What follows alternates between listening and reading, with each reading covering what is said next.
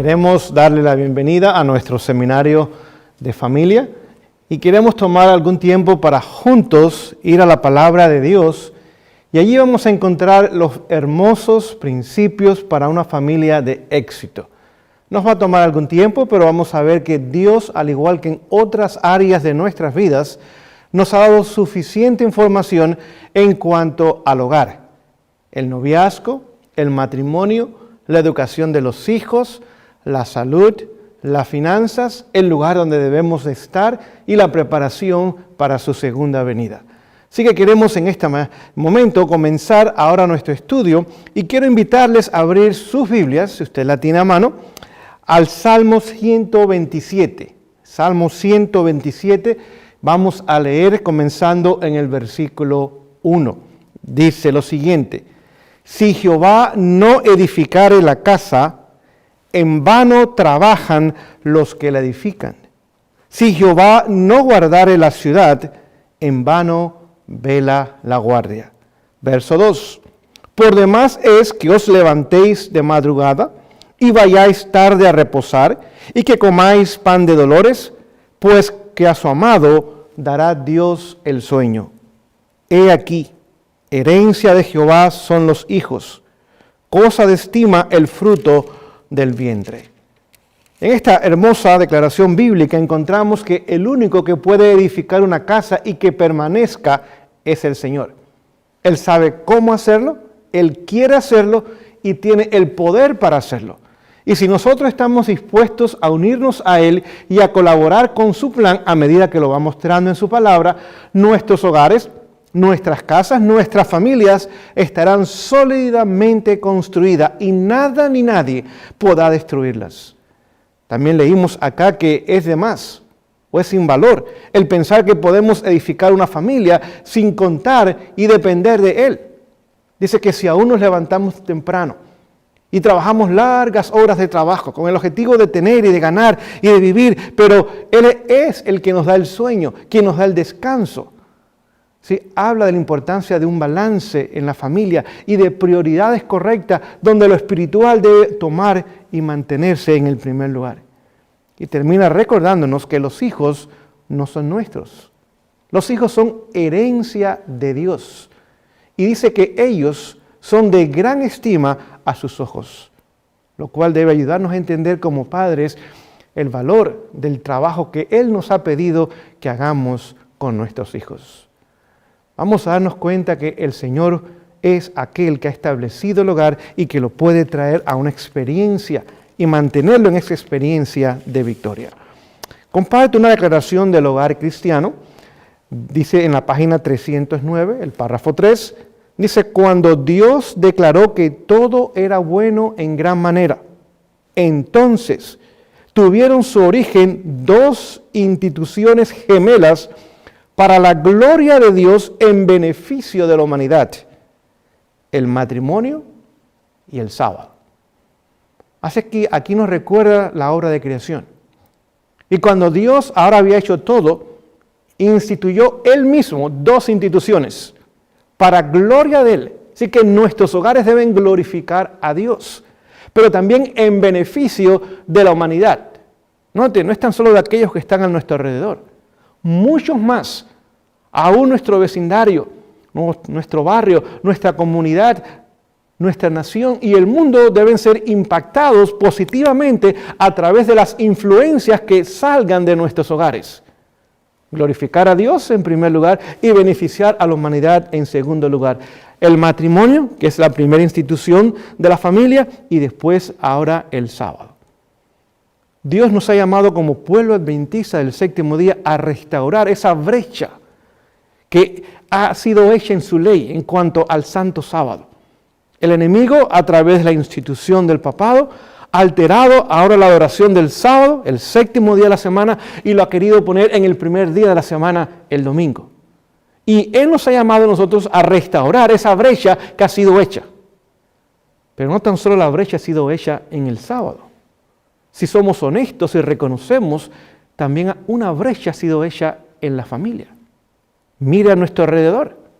Aún la mayoría del mundo cristiano no observa ni guarda santo el séptimo día de la semana. Pero también nos damos cuenta que aún la gran mayoría del mundo cristiano, sus hogares, sus hijos, y todo demuestra que también están en crisis.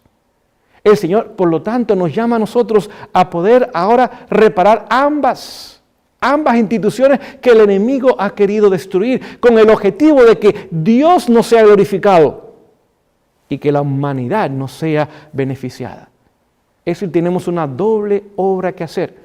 Una obra interna en nuestros hogares, con nuestras familias, y una obra externa ahora al presentarle al mundo el verdadero sábado del Señor. Y queremos ahora comenzar nuestro estudio y darnos cuenta cómo el enemigo desde los mismos comienzos de la historia humana, lo primero que atacó no fue el sábado. ¿Y saben por qué? Marcos capítulo 2, versículos 27 y 28, dice que el sábado fue hecho para el hombre y no el hombre para el sábado, y que Jesús todavía es el Señor del sábado. Así que tiene que haber familia, tiene que haber una entidad, tiene que haber una institución, tiene que haber un hogar donde ahora el sábado tenga un lugar. Si no hay familia, si no hay personas, no hay razón para el sábado. Así que si ataca el hogar y ataca a la familia, obviamente también habrá un ataque contra el sábado. Hemos visto que ambas instituciones hoy día han sido atacadas sin misericordia.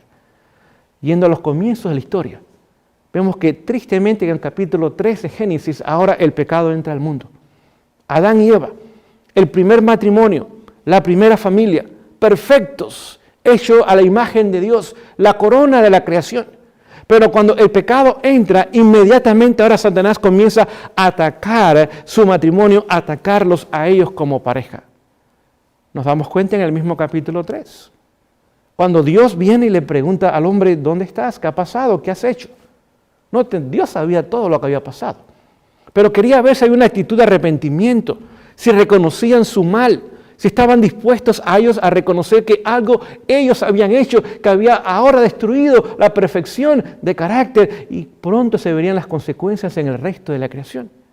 Pero ¿saben lo que hace el hombre? Inmediatamente culpa a su esposa. Dice, Señor, esta mujer que me diste, esta mujer es la causante, ella es el problema, yo estaba bien. Si me hubieras dado a María o a Teresa en vez de Eva, posiblemente me hubiera ido mejor, pero esta mujer, Señor, es un problema serio. Ella es la causante de todas las tragedias. Inmediatamente vemos que Satanás comienza a tratar de destruir el matrimonio, culpando a Adán a su esposa y ahora haciéndola ver como la mala, la perversa, la que merecía la culpa y la que era la causante de todos los problemas. No olvide, fue el pecado de Adán que realmente introdujo el pecado al mundo.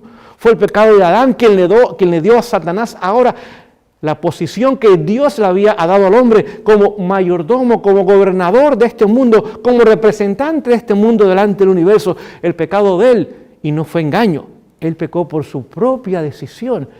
Por lo tanto, ahora nos damos cuenta cómo el enemigo comenzaba inmediatamente a atacar la primera institución que Dios había creado. Después, más adelante, ahora comenzó a atacar el sábado, la segunda institución que Dios había creado. Es más, ahora vemos que ese matrimonio comienza a debilitarse, comienza a tener problemas. ¿Y qué sucede cuando el matrimonio ahora comienza a decaer? Las murallas, el cerco de protección, la baranda que el Señor ha puesto para cuidar a los hijos que después vendrían.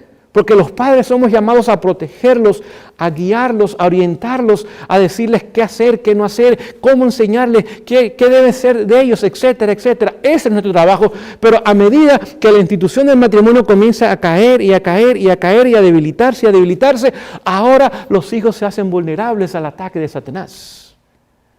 Y en el capítulo 4 lo vemos inmediatamente. Ahora nos damos cuenta nosotros que los dos hermanos comenzaron a tener problemas. Habían rivalidades, no se entendían, peleaban entre ellos, sobre todo Caín, que ahora comenzaba a ser desleal a Dios y era el mayor de los dos hermanos. Y llegó el momento donde este joven ahora lleva a su hermano al campo con el plan de quitarle la vida y lo hizo. Así que el primer homicidio tomó lugar en un hogar cristiano, en un hogar que el Señor había establecido. Y ahora Adán y Eva ese mismo día Pierden a Abel a través de la muerte y pierden a Caín. Pues Caín ahora en su rebelión, ahora huye del hogar para nunca regresar. Así que aquellos padres se vieron privados de 2 hijos el mismo día. Pónganse a pensar el dolor y el sufrimiento que eso trajo, sobre todo cuando les tocó enterrar a su hijo. Y el otro hijo ahora huía de la presencia de Dios y también de ellos. Pero si continuamos la historia, vamos a ver que llegamos a la familia de Abraham. Un hombre cristiano, un hombre de fe, el padre de la fe. Un hombre fiel a Dios. Y vemos que en esta familia no había problema con la observancia del sábado. El problema vino dentro de la familia. Ahora Abraham tuvo una segunda esposa. Esta segunda esposa le dio un hijo. Y después Dios le dio el hijo de la promesa, Isaac. Así que vemos que había rivalidades entre las 2 esposas. Y después había rivalidades entre los 2 hijos. Así que vemos el ataque otra vez a la institución del matrimonio y a la institución del hogar. Pasamos a su hijo Isaac. En este hogar encontramos que ahora un padre favorece a un hijo, mientras que la madre favorece al otro hijo. Ahora vemos que eso trajo rivalidades entre los 2 jóvenes. Y llegó el momento donde ahora el hijo menor le miente a su padre porque su madre le dijo que mintiese y ella preparó los alimentos para engañar a su esposo y de esa forma el hijo menor engañase a su padre mientras que el hijo mayor iba a la casa. Y ahora vemos que obtiene deshonestamente los derechos de las primogenitura. Obviamente esto trajo serios problemas internos. Llegó el momento donde ahora Esaú odiaba a su hermano y esperaba la muerte de su padre para ahora vengarse con la vida de su propio hermano. La madre obviamente se sentía ahora muy mal.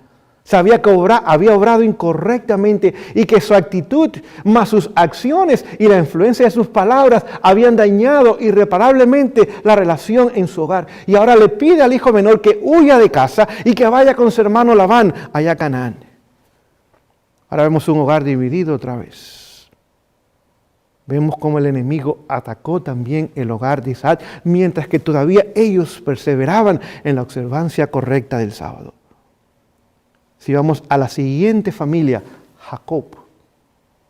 Ahora vemos no dos mujeres, ahora vemos 4 mujeres. Unas de ellas eran hermanas y no se llevaban bien. Continuamente había rivalidad entre Lea y Raquel, aunque eran hermanas. Y ahora habían 2 mujeres más que eran sus siervas. Así que ahora vemos que hay hijos de estas 4 mujeres. Pero era un hogar en crisis otra vez. Las hermanas aún competían a ver quién iba a estar con el esposo en la noche. Y si el hijo ahora que traía unas frutas y la hermana le pidió que compartiera con ella, o la tía, que el sobrino compartiera con ella, la hermana mayor le dice, no, un momento, es mi hijo y lo que él hace es para mí. Tú no mereces nada de esto. Y ahora ahí negocian quién va a estar con Jacob esa noche. Póngase a pensar cuántas cosas estaban tomando lugar en ese hogar. El hijo mayor, Rubén, ahora tiene relaciones con la esposa o una de las esposas de su padre, Bilha. Y Bilha ahora comete adulterio, porque ahora era la esposa de Jacob, con el hijo mayor de Jacob. Es decir que la tía adoptiva ahora comete incesto con Rubén en la casa de Jacob. Vemos ahora que su segundo hijo, Simeón, su tercer hijo, Leví, traen la muerte de todos los hombres de Siquén.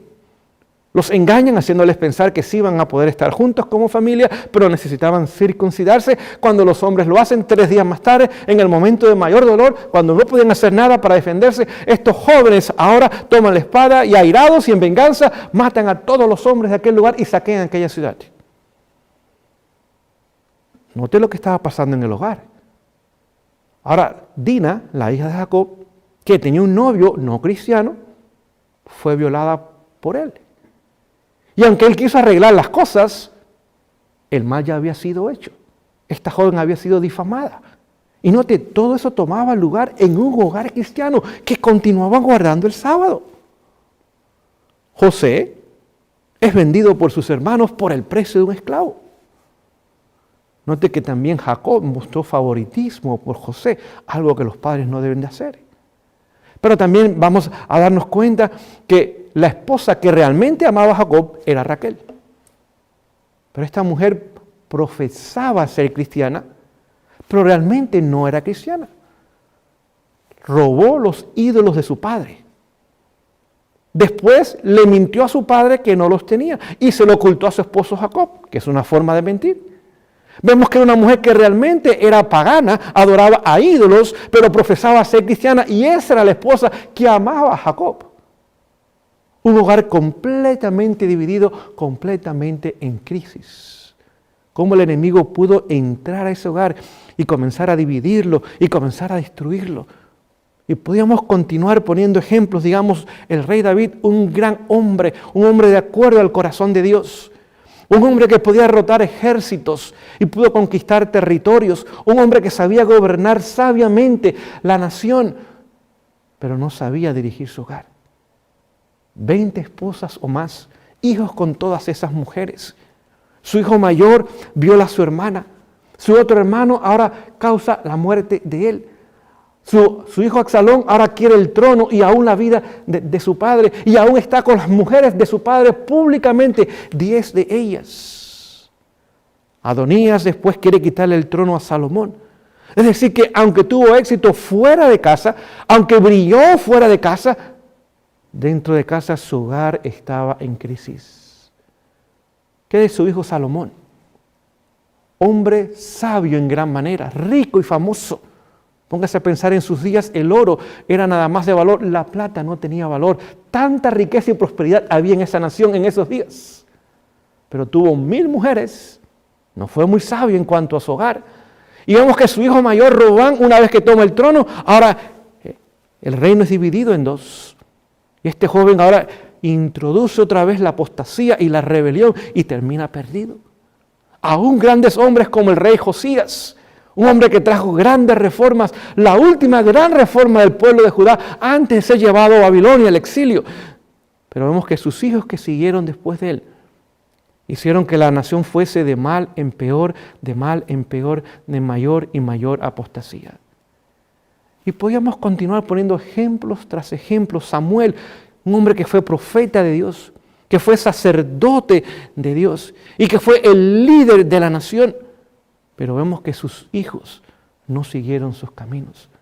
Es decir, que el enemigo continuamente trata de atacar la primera institución y por supuesto después trata de atacar la segunda institución, que es el sábado, para destruir la familia. Y de esa forma ahora realmente no hay un testimonio que se pueda pasar de generación a generación. Y en vez de cada generación subir en su experiencia cristiana y mejorar en su experiencia cristiana, ahora cada generación va hacia abajo y hacia abajo y hacia abajo. Usted lo puede ver muchas veces. Los padres entran a la iglesia y entran con vigor y con ánimo y con motivación, pero ya los hijos usted lo ve con un pie afuera y con un pie adentro. Y en la tercera generación, completamente afuera otra vez. Es decir, que ahora hay que comenzar de cero la obra, porque el enemigo logró destruir todo. Y el plan de él es destruir nuestras familias, porque nuestras familias componen la iglesia. Familias en crisis, iglesia en crisis. Familia en crisis, escuelas y colegios y universidades en crisis. Y cuando la crisis llega a la familia, ahora llega a todas las demás áreas de la vida, no tan solo física, sino aún también espiritual. Y el Señor nos está llamando hoy día a que nosotros podamos en su nombre y bajo la dirección de su Santo Espíritu, siendo guiados por principios bíblicos, podamos restaurar esa primera institución que es la familia. Y también ahora por su gracia podremos pronto restaurar la segunda institución, que es el sábado. Leo del Hogar Cristiano, la página 11, dice lo siguiente: el hogar debe ser hecho todo lo que la palabra implica. Debe ser un pequeño cielo en la tierra, un lugar donde los afectos son cultivados en vez de ser estudiosamente reprimidos. Nuestra felicidad escuchen, nuestra felicidad depende de que se cultive así el amor, la simpatía y la verdadera cortesía mutua. Así que el Señor nos llama a hacer de nuestros hogares un pequeño pedazo del cielo. ¿Dónde está Jesús hoy día? En los cielos. Y como Él está en los cielos, el cielo es un lugar maravilloso. Donde la presencia de Jesús está, las cosas son buenas, positivas, las cosas son hermosas. Por lo tanto, la única forma de hacer nuestros hogares un pequeño pedazo del cielo es abrir la puerta de nuestras vidas y de nuestros hogares para que Jesús pueda entrar. Y una vez que Él entre, ahora ese lugar se convierte en un pequeño pedazo del cielo. Quizás usted diga, bueno, mi hogar no es un cielo, pero tampoco es un infierno. Pregunto yo, ¿usted cree en el purgatorio entonces? Que ni es uno ni es el otro, que es un lugar más o menos. No es lo que estamos leyendo. Es decir, el purgatorio no existe, no está en la palabra de Dios, es un concepto errado. Debe ser descartado y no debe aplicarse a nuestros hogares tampoco. El Señor nos quiere ayudar a nosotros a permitir que Él entrando a nuestras vidas y a nuestros hogares, Él pueda hacer de nosotros y de nuestros hogares un pequeño pedazo del cielo. Noten el libro de Apocalipsis capítulo 3, en el mensaje a la Odisea, dice que yo estoy a la puerta y llamo. Es decir, está a un paso nada más. Está allí a la puerta del corazón, es cierto, pero también a la puerta de nuestros hogares. Y ahí está llamando, es decir, está tocando, pero no va a forzar la puerta, no va a gritarnos tampoco, no nos va a comprar con más regalos y más dinero y más cosas materiales. Simplemente Él está a la puerta, Él ha venido, está muy cerca, a un paso nada más, está dispuesto a entrar, está dispuesto a hacer la obra, está dispuesto a convivir con nosotros, pero usted y yo somos los únicos que podemos abrir esa puerta. Y si usted y yo abrimos la puerta, ahora Jesús va a entrar. Dice, entraré. ¿Sí? No se va a quedar afuera. Su plan no es llegar a la puerta nada más. Su plan es vivir con nosotros. Es hacer una obra en nosotros. Es permitir que esa iglesia que es fría e indiferente, que está llena de las cosas del mundo, que ha abrazado aún costumbres y tradiciones y enseñanzas que Él no aprueba en su palabra, pero Él está dispuesto a entrar, Él está dispuesto a morar con nosotros, Él está dispuesto a decir, sí, yo quiero hacer una diferencia en tu vida. Y si Él entra a nuestras vidas y Él entra a nuestros hogares, óigame, ese será un pequeño pedazo del cielo. No tenemos idea de la obra maravillosa que Él hará. Dice, yo entraré y cenaré contigo. ¿Sí? El cenar en el Antiguo Testamento, y no olviden los días de Juan, que escribió el Apocalipsis, estaba la transición al Nuevo Testamento, pero era la costumbre todavía, cuando alguien invitaba a su casa, y esa persona ahora se le invitaba a comer, era una señal de que esa persona quería una relación muy estrecha. Era más que compartir comida y llenar el estómago. No, era simplemente un gesto de amor. Era una invitación a una intimidad, una invitación a una relación especial y permanente con esa persona. Y es lo que Jesús quiere, dice, y yo entraré y yo cenaré contigo y tú cenarás conmigo. El Señor quiere hacer esa obra en nuestras vidas y en nuestros hogares y tenemos, si quisiéramos que nuestros hogares sean pequeños pedazos del cielo, permitir que su presencia haga esa obra en nosotros. Quiero compartir otra declaración, la cual nos va a ayudar a entender este concepto aún más. Dice lo siguiente, cada familia, note, no hay excepciones, cada familia debiera ser una iglesia en la vida familiar, un bello símbolo de la iglesia de Dios en el cielo. Estoy leyendo el libro Conducción del Niño, página 453. Así que cada familia, su familia, mi familia, somos invitados a hacer de nuestros hogares una pequeña iglesia, de lo que es una representación de la iglesia de Dios en el cielo. Así que si es una iglesia, la presencia de Dios está allí. Si es una iglesia, la palabra de Dios se va a abrir en las mañanas y en las tardes, en cultos. Las rodillas se van a doblar para orar, van a haber cantos de alabanza a Él. Si hay una iglesia, quiere decir que hay orden, hay limpieza, hay horario para cada cosa. Si es una iglesia, quiere decir que hay ahora un hogar estructurado, un hogar que tiene regularidad, un hogar que se rige en principios bíblicos. Si es una iglesia, es un lugar de misión, es un lugar donde otros pueden venir y conocer a Jesús. No tan solo la teoría de la verdad, sino ahora pueden ver en nosotros la práctica y la realidad de lo que la gracia de Dios puede y quiere hacer en nosotros si nosotros lo permitimos y colaboramos con ese poder omnipotente. Si es una iglesia, es un lugar especial, es un lugar santo, es un lugar solemne. Y el llamado es que cada familia pueda ahora representar esa iglesia de Dios en los cielos, pero comience a hacerlo aquí en la tierra.